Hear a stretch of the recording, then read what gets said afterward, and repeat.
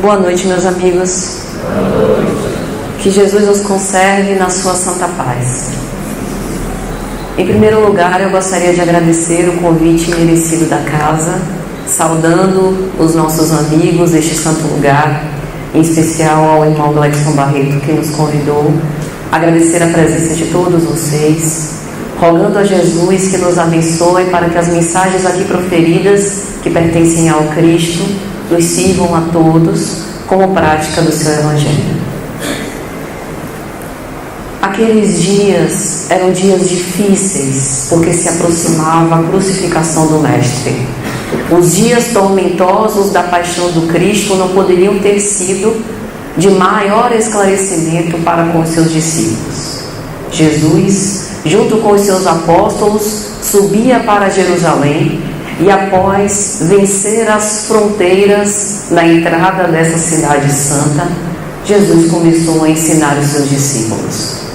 Apontava para os templos de pedra, para os monumentos que esbanjavam, ostentavam a riqueza, e apontava também para os pobres miseráveis que viviam no opróbrio, às portas daquelas igrejas triunfantes. E mostrava tudo isso aos seus discípulos, fazendo-os refletir.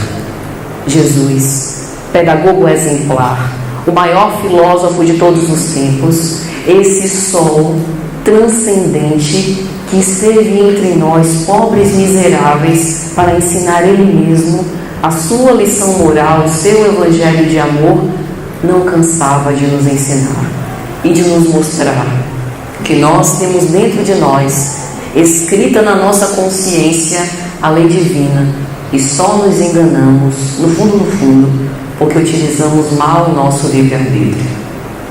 Jesus advertiu os seus discípulos: haverá falsos cristos e falsos profetas. Capítulo 21 de O Evangelho segundo o Espiritismo. E eles cometerão prodígios de assombrar, e poderão inclusive seduzir os próprios eleitos. Guardai-vos. Guardai-vos, porque nós ainda somos imperfeitos, mas perfectíveis, e à custa de muito esforço e do trabalho, nós podemos chegar na purificação que o Mestre tanto exemplificou. O Mestre advertiu nesse discurso que está no Evangelho de Mateus, capítulo 24, o chamado discurso escatológico pela Bíblia de Jerusalém, que nós deveríamos vigiar e orar acima de tudo. Que reinos contra reinos se levantariam, que filhos se levantariam contra pais, a iniquidade se alastraria, e por conta disso o amor de muitos poderia se esfriar. Mas ele dizia: ainda não terá sido o fim. O Evangelho do Reino será propagado e difundido por todas as nações. Amai-vos como eu vos amei, mas um mandamento ele houvera dado. E apenas após isso, aquele que perseverar até o fim, este sim será salvo. Então será o fim. Acreditamos que esse fim não é um fim apocalíptico, porque nada na criação foi criado ao acaso. Deus é perfeito, Deus é todo sabedoria. Tudo que Ele cria tem um propósito definido para o tempo e lugar a que se destina. Provavelmente, Ele falaria de um fim ideológico, psicológico, uma mudança de plano de nós, seres encarnados, e provavelmente uma transição de um planeta de provas e expiações para a regeneração. E este Messias, este guia e modelo, foi incriminado. Recebeu os apupos, o escárnio, a violência. Foi pedida a crucificação pela própria multidão que ele atendeu em nome de Deus. Qual o delito que Jesus cometeu?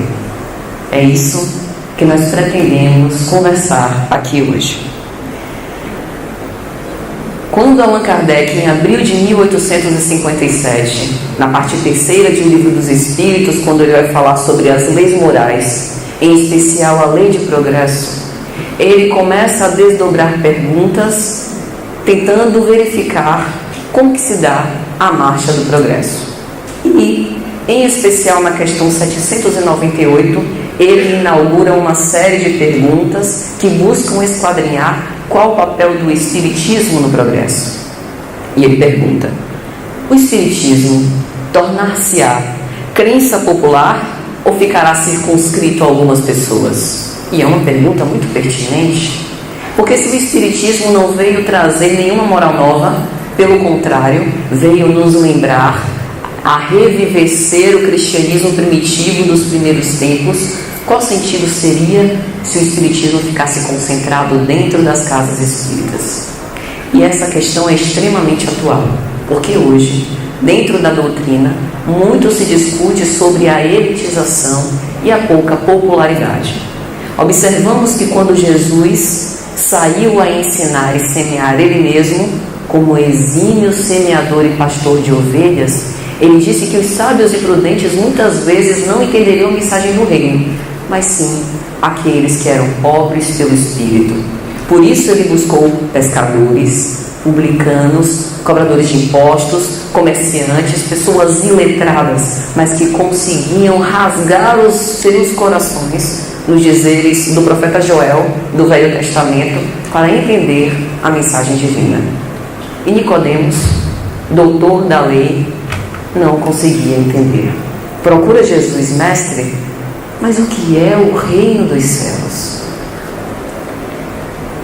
E os pescadores, simples, sem conhecimento intelectual, sem esse discernimento dado pela cognição, conseguiam sentir o que era o reino dos céus, a vivência dos ensinamentos morais de Jesus. Então, o questionamento de Allan Kardec não poderia ser mais pertinente, porque essa mensagem evangélica, ainda tão pouco vivida por cada um de nós, mesmo passados 20 séculos, não pode ficar circunscrita, tem que se espalhar, como a profecia do próprio Cristo. O Evangelho do Reino será propagandeado por toda parte. E a espiritualidade superior? Os espíritos luminares começam a responder a Kardec com uma primeira afirmativa. Ela tornar-se-á uma crença popular porque está prevista na natureza. O Espiritismo, tratando dos ensinamentos morais do Cristo, reproduzem a lei divina.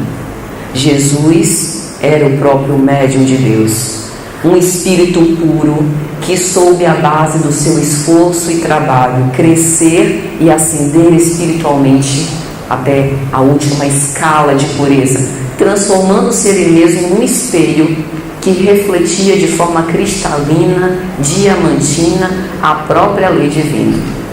E Allan Kardec, investigando o que é a lei divina no próprio Livro dos Espíritos, responde e discute que essa lei tem duas naturezas, por assim dizer.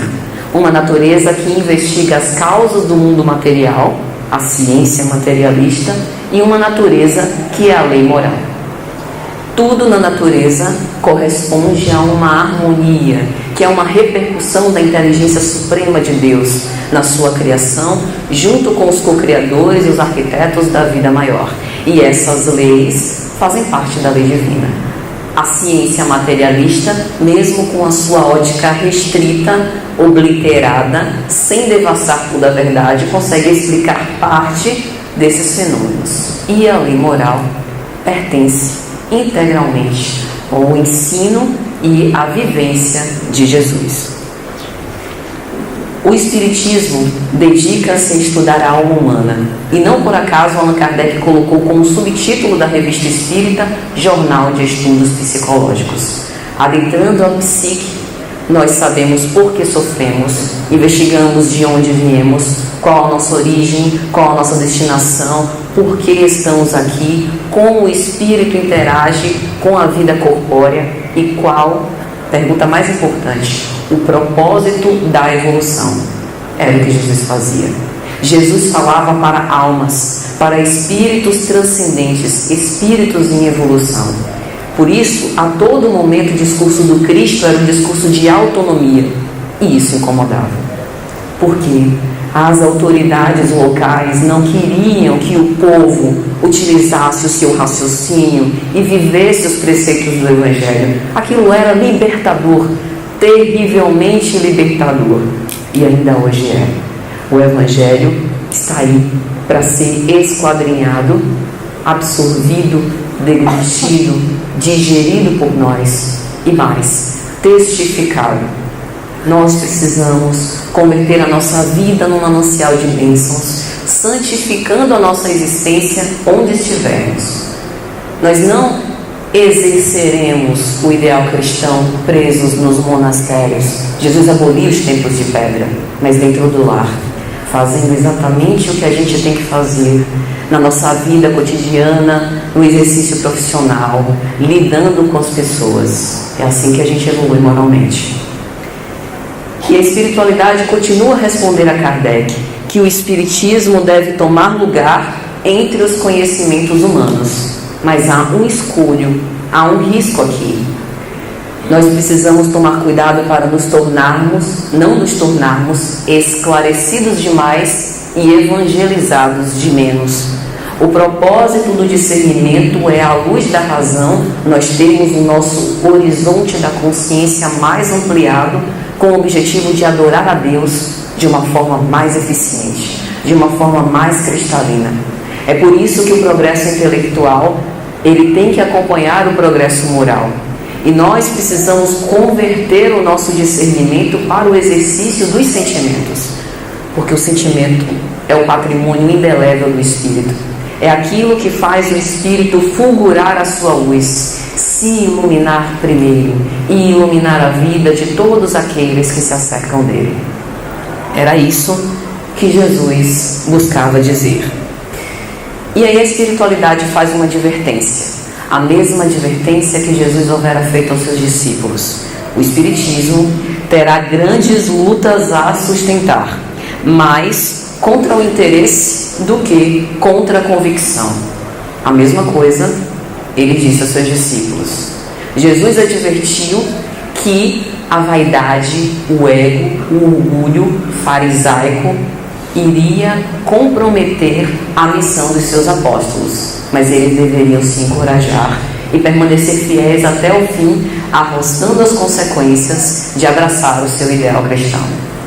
E é interessante porque a espiritualidade aqui faz o reforço de que a maior dificuldade não é do convencimento, porque à medida que o nosso discernimento vai sendo esclarecido, elevado, mais utilizando a razão, a nossa fé se fortalece. E nós temos diversas, não apenas literaturas, mas os fenômenos mediúnicos, diversas possibilidades de compreender e atestar com convicção que o Espiritismo realmente traz uma verdade contundente. A ciência, a filosofia, a medicina, a psicologia, a física, todas essas reforçam aquilo que o Espiritismo já trouxera. Um exemplo, André Luiz, coleção A Vida no Mundo Espiritual.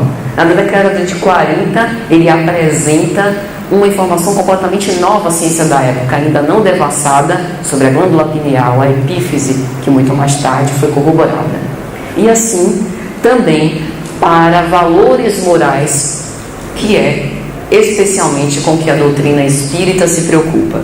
Mas os interesses pessoais que estão por trás das enfermidades morais podem impedir o progresso do espiritismo, mas não o progresso da humanidade. É interessante porque a espiritualidade responde a Kardec que esses pequenos empecilhos são como pequenas pedrinhas que a roda e a marcha do progresso não consegue ser detida por elas. Mas nós precisamos nos cuidar, porque essas enfermidades morais fazem parte e estão presentes nos contraditores do Espiritismo e também em nós. É por isso que não há relação de vítima e algoz com a obsessão. Há um relacionamento como nós temos entre nós encarnados, por afinidade. Os obsessores reforçam as nossas más inclinações. Por isso a lição da vigilância do Cristo. Por isso a lição de nós nos analisarmos, colocarmos luz sobre as nossas sombras, com o objetivo da transformação moral. Mas a transformação moral é difícil, dá trabalho, causa sofrimento, mas não necessariamente pode representar em martírio. Se nós tivermos em mente que a nossa destinação como espíritos imortais é a eternidade inteira, nós podemos abraçar esse doce jugo, esse jugo suave, com bastante calma e serenidade.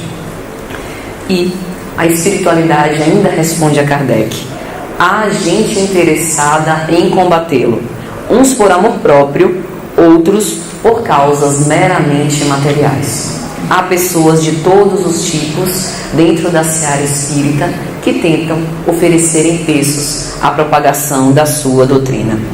Mas os contraditores serão isolados.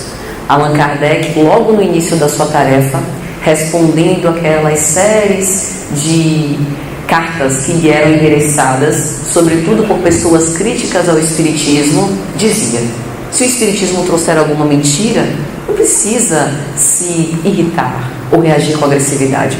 O tempo desvanecerá e fará cair o castelo de cartas das ilusões, ele dizia.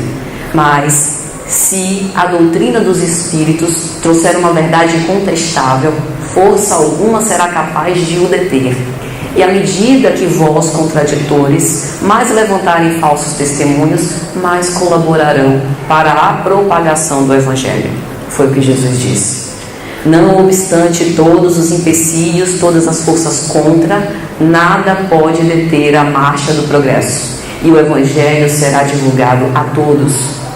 O Evangelho de Jesus é um roteiro para a nossa vida, para a nossa existência espiritual e não apenas para essa encarnação. É lenitivo, é consolo às nossas dores, porque ali nós sabemos que depende da nossa vontade, do nosso livre-arbítrio, do nosso esforço de mudança para termos a felicidade que tanto almejamos. Portanto, evolução é uma questão de tempo. E nós ainda estabelecemos litígios com os nossos semelhantes, meus amigos. Nós não estamos numa corrida desenfreada para ver quem chega primeiro. Nós estamos aqui no mesmo barco, num planeta de provas e expiações, trazendo a nossa bagagem secular, milenar, com o objetivo de conviver uns com os outros. Somos professores e alunos dos nossos convivas o tempo inteiro. Não há ninguém que não saiba nada que não possa ensinar. E não há ninguém que seja detentor absoluto do conhecimento que nada tenha a aprender. E é justamente nessa vivência, nesse hospital escola de feitos, que nós poderemos lograr a evolução. Observe que Jesus, que era Jesus, escolhe para o seu apostolado pessoas simples e imperfeitas, justamente montando aquele arquétipo, o protótipo de quem somos. Nós podemos nos identificar e devemos com cada um dos seus discípulos, pelo menos em um determinado momento da nossa trajetória.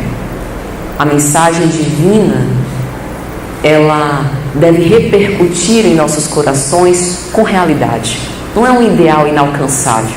Nós precisamos tirar o Cristo da cruz, descrucificá-lo e trazer para perto de nós. Ele é o nosso amigo, o nosso orientador, vê as nossas dores, sabe que sofremos, reconhece as nossas torpezas e, não obstante, nos ama. Essa é a mensagem que procuraram deter. E observe que no final, a espiritualidade responde ainda a Kardec. O cristianismo tinham que destruir. O que o cristianismo tinha que destruir? Os deuses de pedra, amainar o orgulho e o egoísmo dos fariseus, alertar os discípulos, abolir o politeísmo e, sob o sol do monoteísmo, fazer frutificar essa lei de amor. O Espiritismo só tem o que edificar. Nós, revivendo a mensagem de Jesus, já temos todo o campo arado. Nós temos a gleba, a messe imensa. Precisamos apenas semear.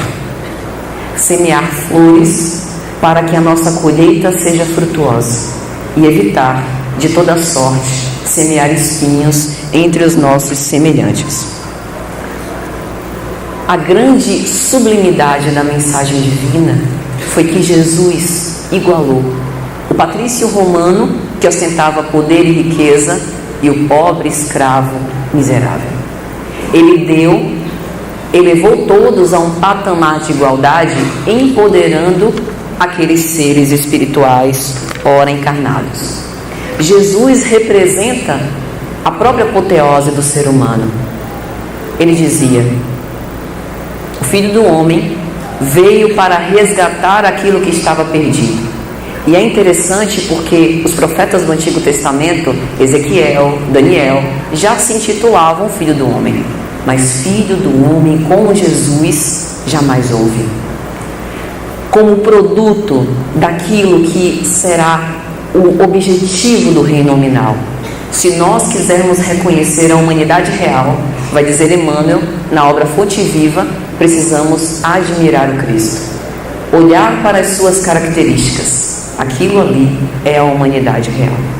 E no momento em que ele vem como Jesus humano, padecendo das nossas dores, vivendo entre as nossas misérias, ele prova que o único caminho, verdade e vida é viver conforme ele viveu. Amar conforme ele amou. Pensar como ele pensou. E na obra Religião dos Espíritos, o Espírito Emmanuel tem uma mensagem intitulada Estranho Delito, que ele vai esquadrinhar e comentar justamente essa questão 798 de O Livro dos Espíritos. Emmanuel começa com uma pergunta: por que Jesus foi condenado num tribunal romano? E nós utilizamos uma obra muito interessante, A Reencarnação na Bíblia, de Hermínio Miranda, para nos ajudar a compreender isso. Naquela época, o sinédrio era basicamente dividido entre o alto sinédrio, ou grande sinédrio, sinédrio rabínico, formado pelos sábios, que tinha uma conjuntura e uma finalidade de processar aquelas demandas, aqueles libelos religiosos, e um outro pequeno sinédrio que cuidava das causas civis. Jesus foi executado como rei dos judeus. Portanto, uma resolução ou uma decisão apenas sobre o aspecto religioso não seria suficiente para a sua execução. Jesus e os seus discípulos foram julgados pelo sinédrio sacerdotal, mas os seus casos também foram apreciados pelo sinédrio que decidia pelos casos civis. A sentença foi referendada por Pôncio Pilatos, levada à apreciação de Antipas. E quando nós lemos as cenas do cristianismo primitivo, e em especial esse julgamento do Cristo, na pena magistral de Humberto de Campos, na obra Boa Nova, nós vemos a cena deprimente. Pensem num salão como esse. O governador de Roma, Pôncio Pilatos, defronte do governador da terra, de um sol de excelentíssima grandeza, que era o Cristo. O Cristo tendo à sua disposição não apenas a inocência, podendo reivindicar os seus direitos e defender-se, nada faz. Joana de Ângeles vai dizer que isso faz parte dos não ditos e não feitos do Cristo. Muitas vezes o Cristo nada disse, e este silêncio mais ensinou do que uma palestra de 1 hora. E naquele momento, ele defronte a Pôncio Pilatos. Pôncio Pilatos vivia um dilema, diz Humberto de Campos. Na realidade, ele não queria crucificar o Cristo. Nada tinha contra ele. Mas, de acordo com as conveniências políticas, ele também não queria ficar mal com Antipas. E naquele momento de decisão, convoca mais alguns compatriotas para ajudá-lo. Entre eles, Públio Lentulus, senador de Roma. E na obra Há 2000 anos, pelo Espírito Emmanuel, Emmanuel vai narrar essas cenas. Mas Pôncio Pilatos lava as mãos, vai à sacada e pede a apreciação do povo. E o povo mais clamava dizendo: seja crucificado. Antes disso, Pilatos vergasta o Cristo, a fim de que aquelas cipuadas nas suas carnes tentem amainar o ódio da população que pede a sua crucificação. Nada feito. Pilatos ainda tenta apresentar Barrabás com o objetivo de liberar o Cristo, e o povo pede que um malfeitor comum, conhecido daquelas terras, seja liberado e o nosso Messias crucificado. Observe que essa exposição ao veredito da multidão fez com que Pilatos lavasse as mãos e nós tivemos a crucificação do Cristo. Agora nós vamos analisar os delitos. Primeiro delito de Jesus, sempre aludia à lei mosaica. Em momento algum ele feria um que fosse um mandamento de Deus. O tempo inteiro, quando nós vamos observar o capítulo 5 de Mateus, no Sermão das Bem-aventuranças, logo após as bem-aventuranças, ele vai dizer no Sermão do Monte: ouvistes o que foi dito, não matarás. Eu, porém, vos digo, reconciliai-vos com os vossos adversários. Ouvistes o que foi dito, amarás o teu próximo e odiarás o teu inimigo. Eu, porém, vos digo, amai os vossos inimigos, orai por aqueles que vos perseguem e vos caluniam. O tempo inteiro Cristo, que não vinha destruir a lei, faz uma doce retificação dos conceitos que eram muito justos para a sociedade da época e que agora não faziam mais sentido, porque todos nós precisamos evoluir moralmente, e muitas vezes a conduta que abraçávamos, hoje nós estamos estafados, não aguentamos mais sofrer. E o Cristo, percebendo isso, fez essas modificações e por isso foi punido e sentenciado. Um homem que não tinha onde repousar a cabeça, que saía de casa em casa visitando para comer, beber e dormir, e nem tinha uma casa própria, que estimulava os doentes à sua cura espiritual. Jesus não assumiu o mérito de cura alguma. Tua fé te curou. Crês que eu possa curá-lo? Vai fazer fulgurar a vossa luz. Sois deuses o tempo inteiro, empoderamento do Espírito. Vai e não tornes a pecar, transferindo a responsabilidade pelos nossos atos, pelas nossas enfermidades, que vão se desdobrar no corpo, mas que começam na alma, a cada um de nós. Incitou o conhecimento da verdade. Jesus nos ensinou a pensar, e é por isso que quase sempre ele respondia aos questionamentos da época de uma forma parabólica. Através das suas parábolas, Jesus dava um ensinamento transcendente, imortal, que ninguém conseguia deturpar, que tinha uma lição moral implícita e mais, que abarcava todos os níveis de consciência, que satisfazia os doutores da lei com seu intelecto rebuscado e os simples e pobres pescadores, comerciantes, cobradores de impostos, que não tinham acesso a esse discernimento mais sofisticado. Foi perseguido, humilhado, sacrificado e estabeleceu um programa de educação moral à luz dos ensinamentos de Deus, estabelecendo a fraternidade pura como o objetivo que nós deveríamos perseguir. A igreja cristã primitiva é o protótipo daquilo que será o futuro da humanidade. E se nós observamos na humanidade atual as delinquências, a violência, se nós observamos a corrupção, a agressividade, a irritação, aquilo dali é reflexo daquilo que nós somos dentro dos nossos lares. A sociedade é reflexo da educação moral que nós nos dedicamos a desdobrar dentro de casa, porque aquelas pessoas provêm de uma família. E é por isso que a educação moral do Cristo promove uma transformação moral do indivíduo, se o indivíduo abraçar os seus ensinamentos. Veja que, abraçando essa transformação moral, nós só temos vantagens. Primeiro, que nós cultivamos a nossa própria felicidade, porque vivendo de acordo com os ensinamentos do Cristo, nós nos aproximamos da lei divina.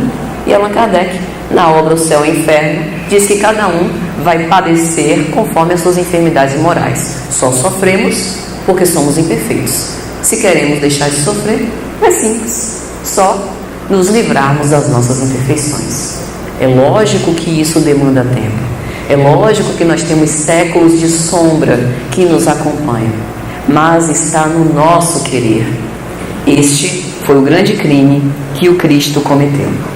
E o Espiritismo, à luz da razão, esmiuçando e explicando melhor esses ensinamentos morais, não provocam uma cisão em relação à ciência. Pelo contrário, a reverencia. A ciência espírita, que é a ciência da observação, que Allan Kardec, que era cético, soube desdobrar. Observa os fenômenos espirituais e quando ele esteve de frente, logo no início da sua trajetória, aquela dança das cadeiras, as batidas, ele sabia que havia uma vontade ali, que aqueles efeitos eram inteligentes e que, portanto, deveriam ter também uma causa inteligente. E ao contrário dos grandes pensadores, principalmente provenientes do iluminismo da época, que rechaçavam, que davam risada e que faziam daquilo um fenômeno jocoso, Allan Kardec decidiu estudar para poder avaliar, e assim nasceu a ciência espírita. A ciência espírita, ela vem se desenvolvendo com o tempo, andando lado a lado com a ciência materialista. As conquistas das ciências psicológicas, da medicina, da filosofia, só têm reforçado aquilo que os espíritos têm a nos ensinar. Portanto, é algo completamente complementar. E, além disso, o Espiritismo também reverencia a religião. Religião como a essência da religação do indivíduo com o Pai. A comunhão. Como Jesus dizia, eu e o Pai somos uno. Ele vivia uma comunhão indelével o tempo inteiro, permanente com o Criador. E é isso que o Espiritismo busca suscitar em nós fazer. Não a religião dogmática, não a religião das grandes cátedras, dos templos de pedra. Jesus disse, não restará pedra sobre pedra. A religião e o nosso altar é íntimo. Por isso o reino dos céus está no meio de vós, como dizia o Cristo. O reino dos céus é a construção e a edificação dos nossos valores morais, que nós fazemos dentro de nós mesmos. Quando nós estivermos despojados da carne, atravessarmos as portas do túmulo e a vida do mundo espiritual, nós retornarmos para a nossa verdadeira vida, a nossa morada será a nossa psicosfera. Por isso a importância de nós cultivarmos bons hábitos, cultivar bons pensamentos. É este o céu e o inferno em que nós vamos nos defrontar. O Espiritismo, além de reverenciar a religião, venerar a ciência, também ilumina e é iluminado pela filosofia. A filosofia na sua essência como a ciência do saber. Saber por que sofremos, de onde viemos, todas as causas e todos os porquês. E é exatamente isso que o Espiritismo procura. Portanto, combatendo o cativeiro da ignorância, a sombra da mentira, nós vamos descortinando a verdade em todos os seus prismas, em todas as suas dimensões e compreendendo que as verdades cristãs são o nosso objetivo e finalidade em si mesmo, a vivência do amor.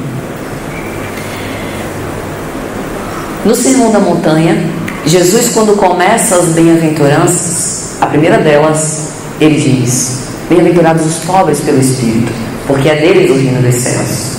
E é interessante porque ele termina as bem-aventuranças com a mesma promessa: bem-aventurados os que sofrem perseguição por causa da justiça, porque é deles o reino dos céus. Jesus coloca nas bem-aventuranças uma escalada evolutiva, um passo a passo, ali ele narrando as experiências crístico-vividas sobre o que é a autêntica felicidade. Não o gozo, não essa alegria desvairada, desencontrada que nós vemos por aí. A autêntica felicidade, a plenitude, a sensação de paz interior. E ela começa com o desnudar-se. Nós precisamos renunciar ao nosso próprio ego, tomar a cruz e seguir o Criador. Muitos de nós procuramos dar os grandes testemunhos, carregar a pesada cruz. Mas observe que o sireneu foi constrangido pela lei a auxiliar Jesus. Se nós queremos realmente estar preparados para esse momento do grande testemunho, antes nós precisamos nos tornar pobres pelo Espírito. Desfazer todas as cargas pesadas do orgulho, do egoísmo, da vaidade, das ambições materiais. Entender que a mensagem é a verdadeira vedete do Espiritismo e de todas as doutrinas que vieram corroborar os ensinamentos do Cristo.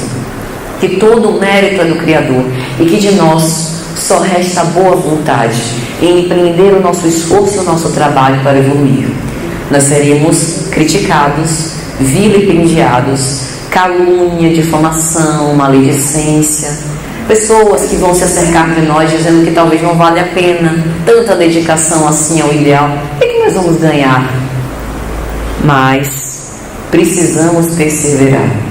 Essas são as nossas cruzes. Esses são os novos circos do martírio.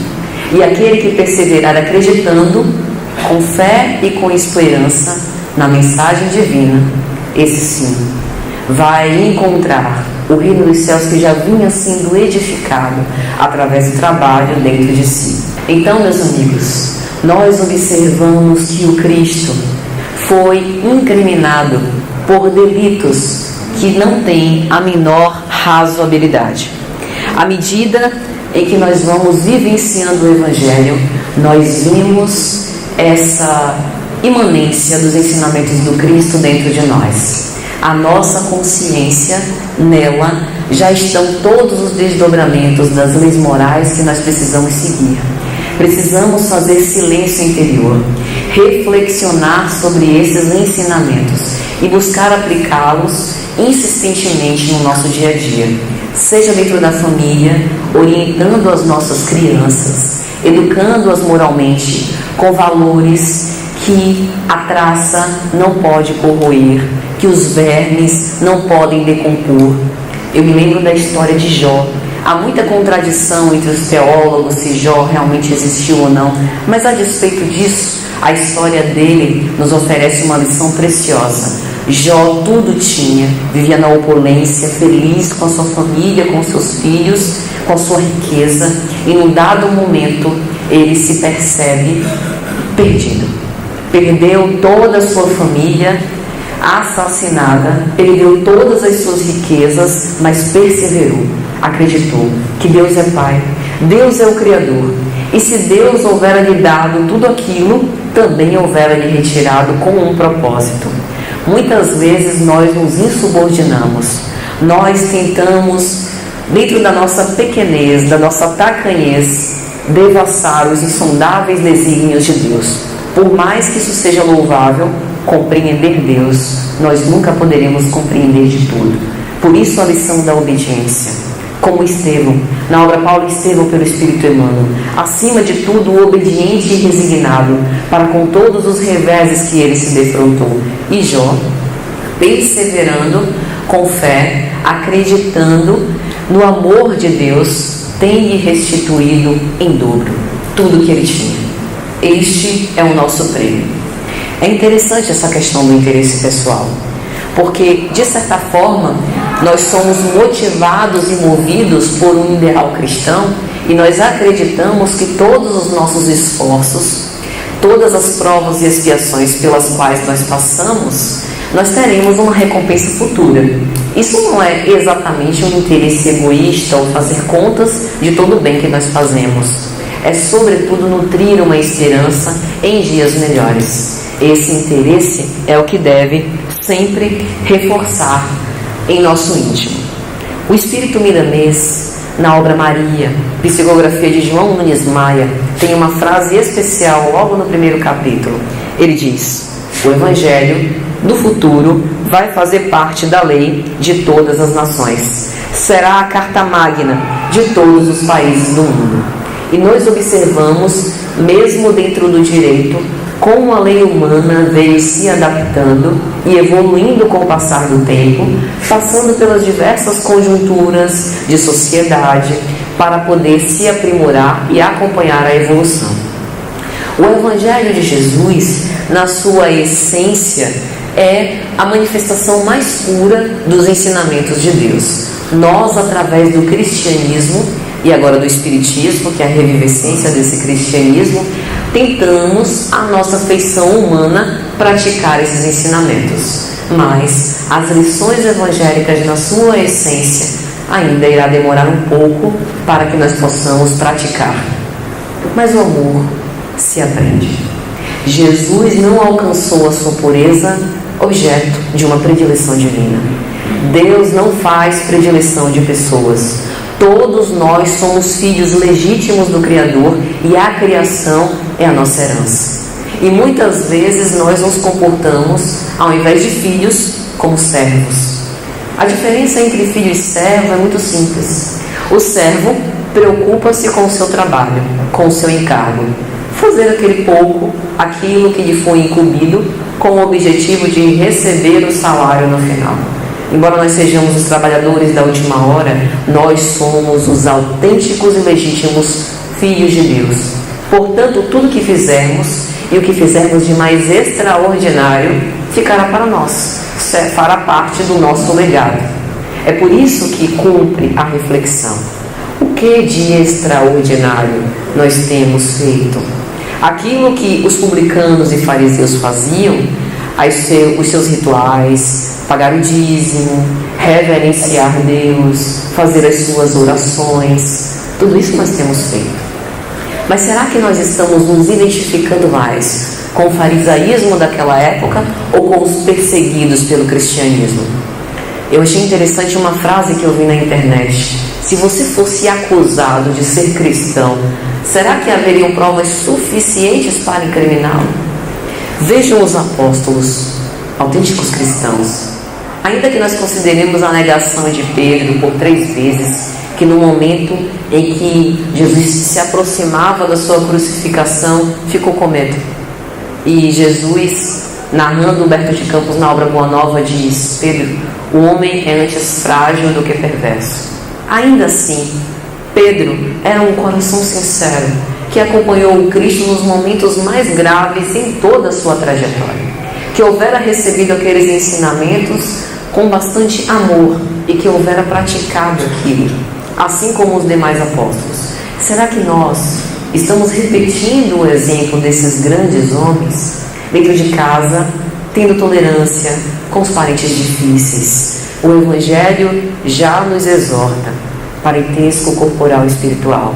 O corpo provém do corpo, mas o espírito não provém do espírito. Dentro de um lar, família alguma é formada ao acaso, formada a esmo. Todas as famílias representam um encontro espiritual necessário. Nós temos a família que merecemos. Nós temos a família com os professores necessários ao nosso aprimoramento. Se são parentes que nos sentimos ligados por vínculos de autêntico amor, que bom.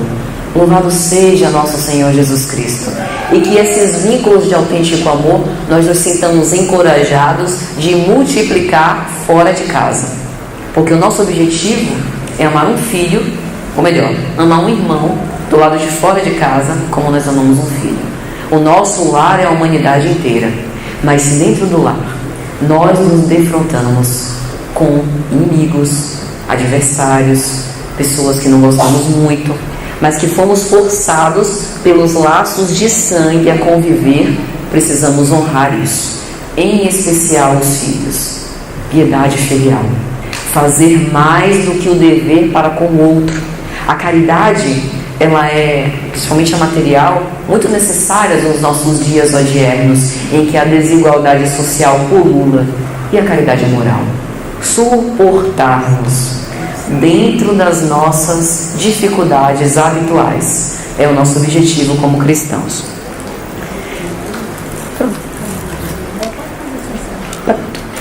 Então, meus amigos, já caminhando para o final e refletindo sobre esses ensinamentos da nossa moral cristã, nós precisamos refletir sobre, como divulgadores do Espiritismo, o que temos feito. Eu não me refiro a isso aqui. o microfone, a tribuna espírita e o público ouvindo a mensagem. Todos nós podemos funcionar como difusores e propagadores do ideal cristão, através do nosso exemplo. O nosso exemplo deve ser o Evangelho vivo na nossa existência inteira.